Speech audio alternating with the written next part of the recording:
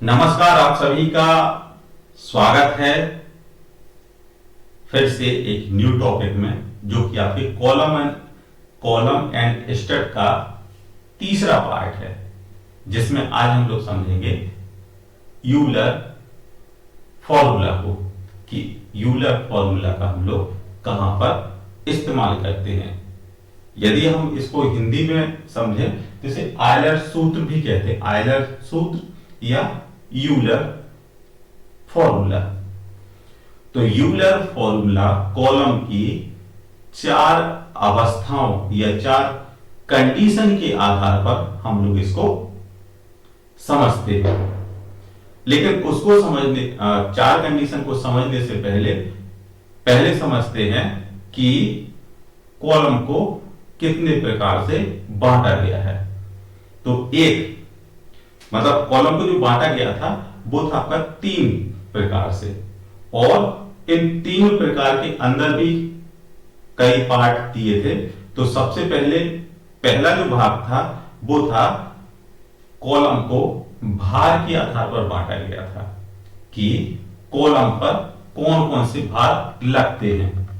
तो सबसे पहले कॉलम पर अक्षीय भार लगता है, जिसे कहते हैं एक्सियल लोड।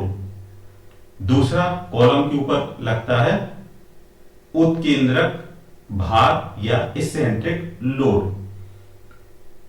तो कॉलम को सबसे पहले भार के आधार पर बांटा गया था।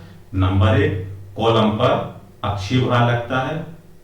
सेकंड, कॉलम पर उत्केंद्रक भार लगता है। सेकंड बांटा गया था आपका, वो था आपका कॉलम की उसको कहते हैं आपके सिलेंडरनेस रेशियो के आधार पर। सिलेंडरनेस रेशियो के अंतर्गत इसको बांटा गया था तीन भागों में। पहला, छोटे कॉलम, मध्यम कॉलम और लंबे कॉलम। छोटे कॉलम वे कॉलम जिनका तन्यता अनुपात 30 से कम होता है, उन्हें छोटे कॉलम कहते हैं। और मध्यम आकार के कॉलम वो हैं जिनका सिलेंडरनेस रेशियो या तन्यता अनुपात 30 से 120 के अंदर आता है। और लंबे कॉलम वो कॉलम हैं जिनका तन्यता अनुपात 120 से अधिक होता है। फिर बांटा गया था कॉलम को स्थिति के आधार पर। कॉलम की चार स्थितियां थी। पहली स्थिति थी जिसमें कॉलम के दोनों सिरों को यदि कब्जेदार बनाया जाता है, या फिर कॉलम के दोनों सिरों पर कब्जे लगा दिए जाते हैं, जिन्हें कहते हैं both end are hinged. Second condition थी जहां पर कॉलम का एक सिरा स्वतंत्र रहता है और दूसरे सिरे पर फिक्स कर दिया जाता है। One end fixed and other and is free. तीसरी कंडीशन थी कॉलम का एक सिरा कब्जेदार कर दिया जाए और दूसरा सिरा फिक्स कर दिया जाए। One end is hinged and other and is fixed. और चौथी कंडीशन थी बोथ एंड आर फिक्स्ड, या दोनों सिरों को बद्ध कर दिया या बांध दिया। तो ये चार कंडीशन जो थी, इन चार कंडीशन में ही हम लोग आयलर सूत्र का इस्तेमाल करते हैं।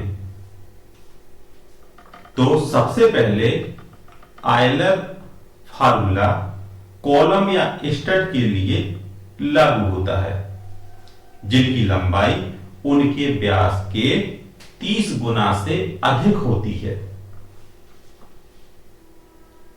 आयलर इक्वेशन का हम लोग वहां पर इस्तेमाल करते हैं। सीधा संपीड़न प्रतिबल नगण्य माना जाता है। जो कॉलम है उसमें जो कंप्रेसिव फोर्स है उसको नगण्य माना जाता है। केवल बेंडिंग मूवमेंट को हम लोग यहां पर कंसीडर करते हैं, बेंडिंग मूवमेंट को ही मानते हैं। इसी आधार पर कॉलम को क्या है, फेलियर की कगार पर हम लोगों ने देखा कि कॉलम कहां पर फेल होता है। तो यहां पर कंडीशन क्या है कि कॉलम पर यदि फोर्स लगाते हैं तो कॉलम यदि अपने स्थान से मुड़ जाता है। तो उसी आधार पर हम लोगों ने इसको समझा। तो सबसे पहले इसकी जो चार कंडीशन थी, जिसमें से कुछ हम लोग इसमें समझेंगे उसके नॉमेनक्लेचर टाइप का, जिसमें से आता है आपका पीई। पीई कहलाता है बकलिंग लोड। पीई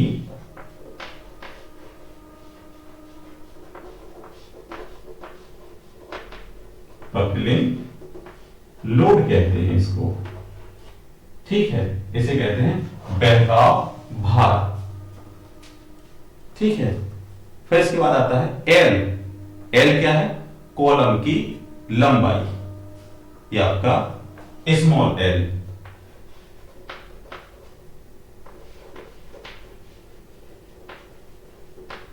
कॉलम की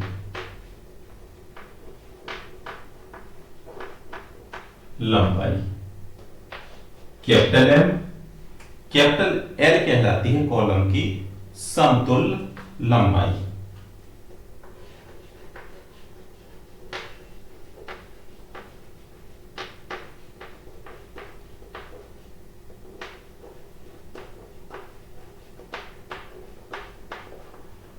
समतुल्य लंबाई। और इसमें आ जाती ई। ई क्या है, कॉलम के पदार्थ का यंग मॉडुलस। ई आ गया आपका young modulus.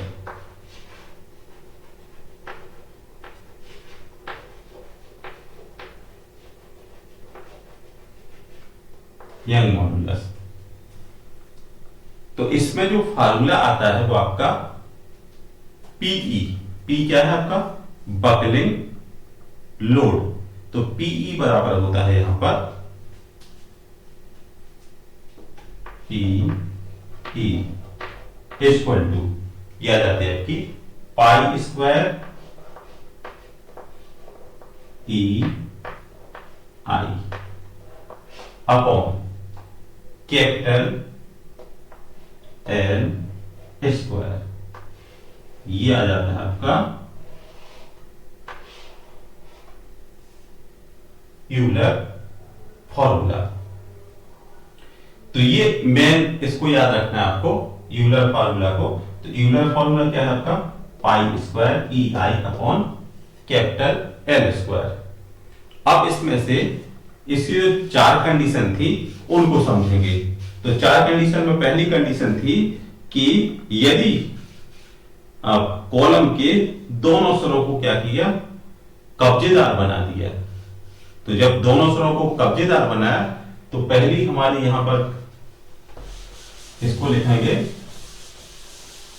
Both end are fixed, ठीक है। तो ये तो हमारा यूलर फॉर्मूला आ ही गया। अब इसको देखेंगे पहली कंडीशन, ठीक है। तो पहली कंडीशन कहते हैं कि बोथ एंड आर हिंज्ड।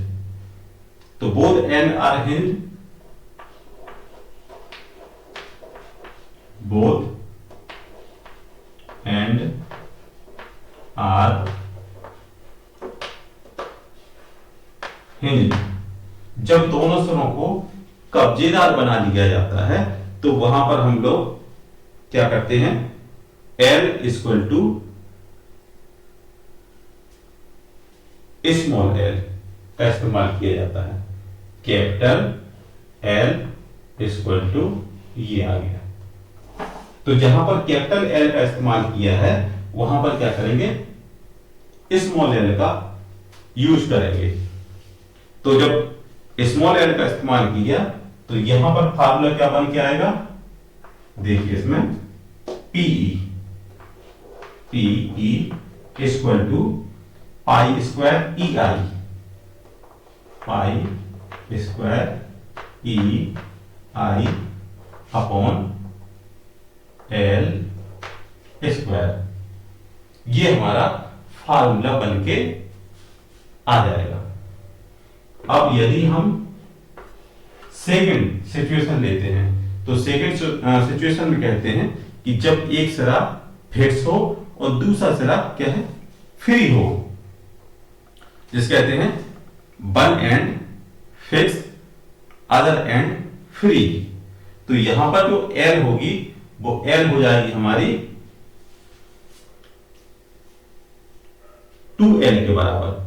तो कैपिटल एल इक्वल टू आपका स्मॉल एल 2 में आ जाएगी, तो मतलब L equal to 2L।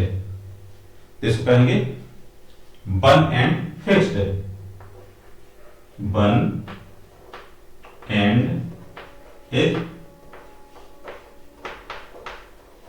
Fixed other end free, other end free, other end free है। तो यहां पर जो फार्मूला है पी ई, पी में क्या आ जाएगा आपका जो फार्मूला, वो आ जाएगा आपका पाई square E I upon L square था, और यहां पर क्या किया, कैपिटल एल बराबर 2L का इस्तेमाल किया गया है। इसका इस्तेमाल किया है तो क्या आ जाएगा आपका, ये आ जाएगा 4L स्क्वायर। तो आपका 4L स्क्वायर आ गया आपका, one end is fixed other and is free. तो ये दो कंडीशन इसकी हो गई। अब इसके बाद इसकी जो आपकी थर्ड कंडीशन है, जिसपे कहते हैं कि एक सिरे को कब्जेदार किया जाता है और दूसरे सिरे को क्या करते हैं, फिक्स कर देते हैं। तो one end is fix other and is hinged. तो यहां पर हम लोग क्या करेंगे, एल की जगह इसको आपने लिख लिया होगा, तो इसको क्या करते हैं, मिटा देते हैं।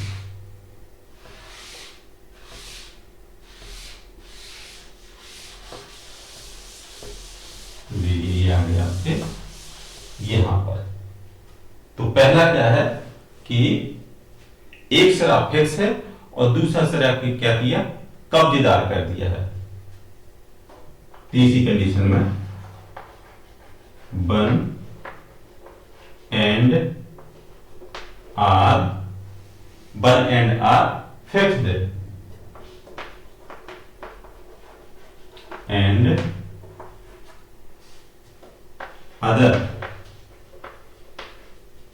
Other end hinged.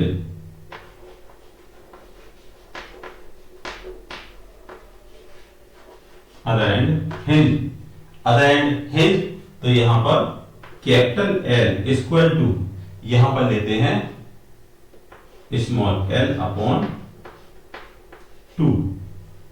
अब क्या करेंगे, जो यूलर फार्मूला हम लोगों ने शुरुआत में पढ़ा था उसमें हम इसकी वैल्यू को पुट कर देंगे। तो जब इसकी वैल्यू पुट की जाएगी तो फार्मूला बन के यहां पर आ जाएगा आपका 2 पाई square E I upon L square, ये आ गया। इसके बाद यदि दोनों सिरों को क्या किया, दोनों सिरों को फिक्स कर दिया, तो दोनों सिरों की जो फिक्स कंडीशन है, बोथ एंड आर फिक्स्ड है, बोथ एंड को फिक्स कर दिया, तो यहां पे आ जाता है L बराबर L/2। तो L/2 जब इसको लेंगे तो आ जाएगा आपका 4 पाई square E I upon L square. तो ये इसकी इतनी 4 कंडीशन है, और चारों कंडीशन के अंतर्गत हम लोग विभिन्न विभिन्न प्रकार के क्वेश्चन को हल कर सकते हैं। तो आशा करते हैं कि आप ये कॉलम एंड स्टड के चारों कंडीशन को आप समझ गए होंगे। बस चारों कंडीशन में क्या करते हैं, जो प्रभावी लंबाई है कैपिटल एल है, उसकी हम लोग यहाँ पर इसकी सिचुएशन बदल देते हैं। जैसा कि हम लोग का जो फार्मूला है आयलर इक्वेशन का, उसमें जो कैपिटल एल है उसकी जगह ये स्मॉल एल की वैल्यू हम लोग चेंज करते जाते हैं। जैसे कि यदि एक सिरा मतलब आपका बोथ सिरे क्या है, दोनों सिरे हिंज्ड हैं, तो स्मॉल एल का इस्तेमाल किया तो एल हमारा ये आ गया। फिर उन्होंने क्या किया, एक सिरे को फिक्स किया, अदर को क्या किया फ्री, तो आ गया 2l। तो 2 दो का वर्ग था, साथ में 2 आ गया, 2 दूनी 4 और l स्क्वायर ये आ गया इसकी वैल्यू। फिर उन्होंने क्या किया, जब एक सिरा फिक्स किया और दूसरे सिरे को कर दिया हिंज्ड, तो यहां पर कैपिटल एल बराबर l/2 किया। तो इसकी जो वैल्यू है वो यहां पर पुट की, और पुट करने के बाद हमें ये इतनी वैल्यू प्राप्त हुई। बोथ एंड आर फिक्स्ड, तो यहां पर capital L equal to l/2 लिया गया। तो इसको जब सॉल्व किया तो आ गया 4π² EI/L²। तो ये चारों कंडीशन आपकी आयलर इक्वेशन की आ जाती हैं। तो आशा करते हैं कि आप ये आयलर इक्वेशन समझ गए होंगे, और साथ में आप इसको नोट करते जाइएगा, जिससे क्या है कि आपका एक कंटेंट इतना अच्छा बन जाएगा जो कि आपके एग्जाम में आपके लिए काफी महत्वपूर्ण साबित होगा। तो आशा करते हैं कि आपको ये टॉपिक सरल और आसान भाषा में समझ में आया होगा। मिलते हैं नेक्स्ट वीडियो में, तब तक के लिए धन्यवाद।